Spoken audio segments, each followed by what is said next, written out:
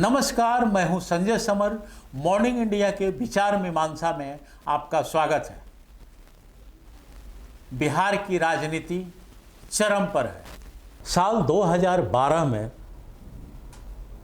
बंगाल से कटकर दो राज्य बने, एक बिहार एक उड़ीसा। बिहार को राज्य बनाने के लिए सच्चिदानंद सिन्हा ने अहम भूमिका निभाई। उन्होंने अपनी जमीन भी दी और बिहार को अलग राज्य भी बनाया। अब बिहार में एक नए मुख्यमंत्री की तलाश जारी हो गई है, क्योंकि नीतीश कुमार अपने मुख्यमंत्री पद से त्यागपत्र देने वाले हैं।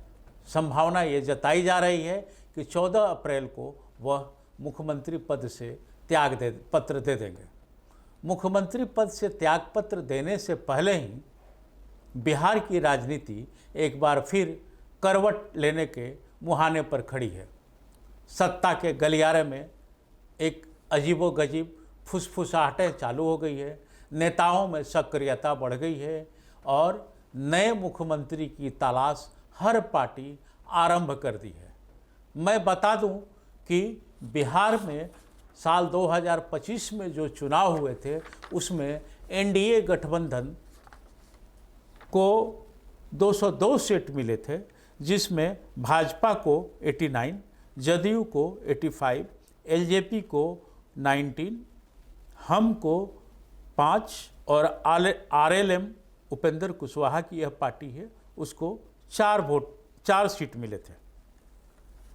महागठबंधन जिसे का नेतृत्व आजकल तेजस्वी यादव कर रहे हैं, ये लालू यादव की पार्टी है और लालू प्रसाद यादव और राबड़ी दोनों कोई मिलकर मुख्यमंत्री रहे हैं और आगे पीछे करके इन लोगों ने शासन भी किया है। राष्ट्रीय जनता दल को 25 सीट है, कांग्रेस को 6 है और सीपीआई एमएल को 2 है और सीपीआई को 1 है। अन्य दल ओवैसी की पार्टी एआईएमआईएम को 5 सीट है और मायावती की बहुजन समाज पार्टी जो है उसको 1 सीट मिला हुआ है। सवाल यह उठता है कि अगला मुख्यमंत्री कौन। इसके पहले भी नीतीश कुमार एक बार पद छोड़े हैं और उस वक्त जीतन राम मांझी को मुख्यमंत्री बनाया गया था। मुख्यमंत्री वो ज़्यादा दिन नहीं रह पाए, क्योंकि वो आपसी तालमेल नहीं बना पाए। पहले वो जदयू में ही थे, लेकिन फिर जब उनका आपसी तालमेल नहीं बन पाया और नीतीश कुमार से इनका पंगा हो गया, तो नीतीश कुमार उन्हें पद से हटाने में सफल रहे। जब जीतन राम मांझी पद से हट गए तो उन्होंने अपनी एक पार्टी बनाई, हम। तो हम को आज के दिन में 5 सीट मिला है। अब देखते हैं हम समीकरण वाइज कि किस तरह से किसकी छवि सबसे ज़्यादा है। गठबंधन के हिसाब से अगर हम देखें तो 85 सीट जदयू के पास है तो 89 सीट भाजपा के पास है। इन्हीं दोनों को अपने में से किसी एक को चुनना है मुख्यमंत्री पद के लिए। तो भाजपा के उभरता चेहरा में संगठन पर अगर मजबूत पकड़ और अपने दम पर या गठबंधन में सरकार बनानी है तो सम्राट चौधरी का नाम अभी सबसे आगे चल रहा है। सम्राट चौधरी वर्तमान में उप मुख्यमंत्री हैं और ये आरजेडी में भी रहे हुए हैं। लालू राबड़ी सरकार में ये मंत्री भी थे और कई विवादों में रहे हुए हैं। इनके जन्म तिथि को लेकर के विवाद हुआ था और विवाद इतना बढ़ गया था कि इन्हें अपने पद से इस्तीफा भी देना पड़ा था। विजय कुमार सिन्हा ये भारतीय जनता पार्टी से ही आते हैं और इनका नाम भी जोर शोर से चल रहा है कि ये मुख्यमंत्री बन सकते हैं। विजय कुमार सिन्हा जी एक अनुभवी, संतुलित छवि वाले नेता हैं। भाजपा के अंदर भी इन्हें लोग स्वीकार करते हैं और ये सर्वसम्मति से उभर भी सकते हैं, ऐसी संभावना दिखाई जाती है, बताई जाती है, समझी जाती है। विजय कुमार सिन्हा विधानसभा अध्यक्ष भी रह चुके हैं और अभी नीतीश काबीना में मंत्री भी हैं। दूसरे इनके सहयोगी पार्टी हैं जो रामविलास पासवान जी के पुत्र हैं, एलजेपी के सुप्रीमो हैं चिराग पासवान।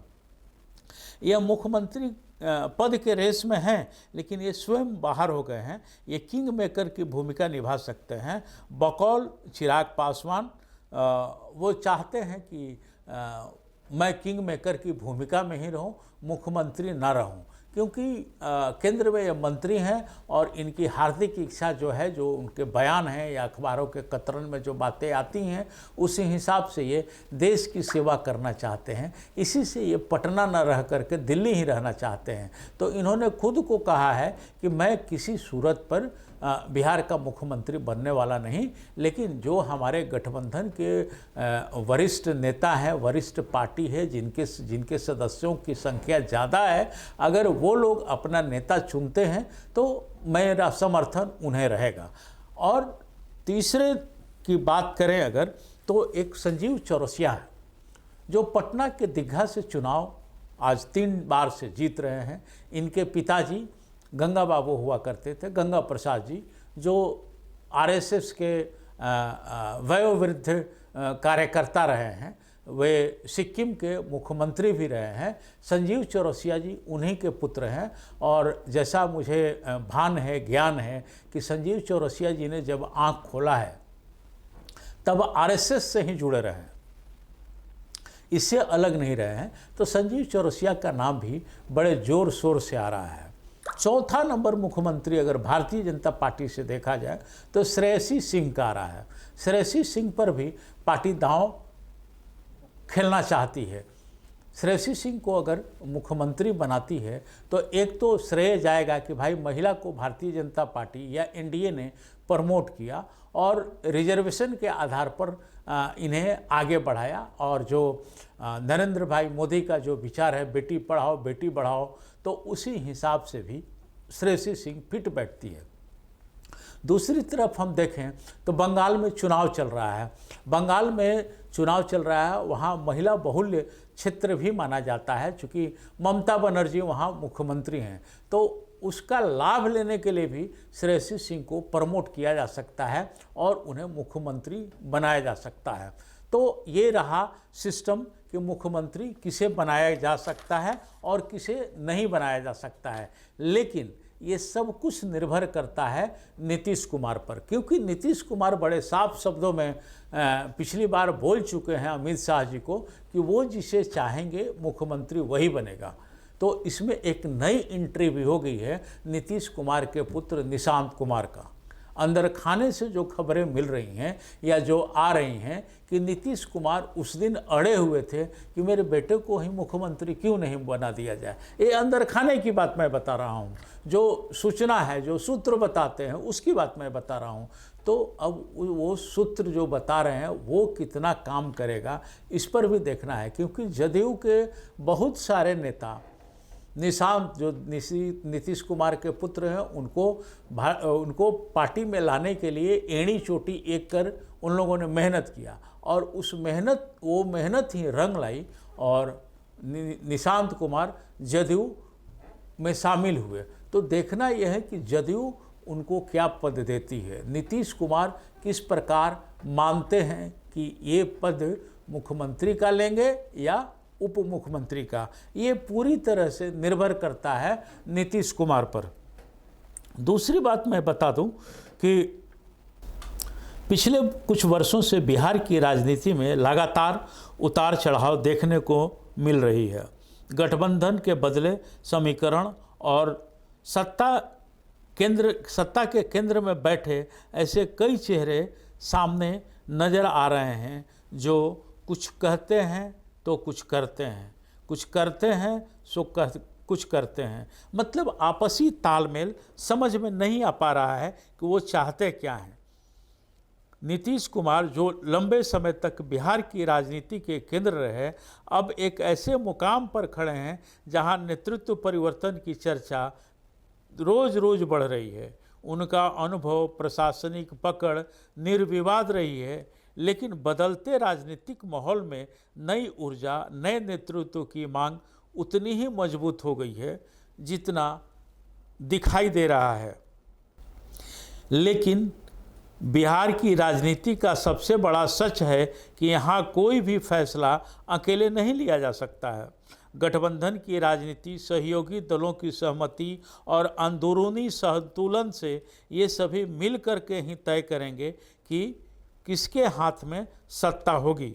इसमें जन की अपेक्षाओं को भी शामिल करना होगा, क्योंकि बिहार का मतदाता अब पहले से कहीं ज़्यादा जागरूक हो चुका है। वह सिर्फ जातीय समीकरण या राजनीतिक नारों पर भरोसा नहीं करता, बल्कि विकास, रोजगार, शिक्षा और स्वास्थ्य जैसे मुद्दों को प्राथमिकता देता है।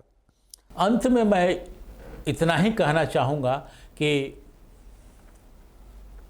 गए माघ 29 दिन बाकी, आज 13 तारीख हो गया, कल 14 और परसों 15। परसों फैसला हो ही जाना है कि बिहार का मुख्यमंत्री कौन होगा। नए मुख्यमंत्री जो बनेंगे उनके सामने बहुत चुनौतियां हैं, क्योंकि जिस ढंग से नीतीश कुमार बेपटरी बिहार को पटरी पर लाकर शासन, अनुशासन और सुशासन दिखाए हैं, नए के लिए ये चुनौतियां रहेगी कि वो किस तरह से नीतीश के कामों को आगे बढ़ाते हैं और किस तरह से एक नया इतिहास रचते हैं। तो इंतज़ार करें हम 15 अप्रैल का कि देखें कि क्या होता है और कैसे होता है। मुझे दीजिए इजाज़त, फिर मिलते हैं किसी नए विषय को लेकर के मॉर्निंग इंडिया के विचार मीमांसा में। नमस्कार।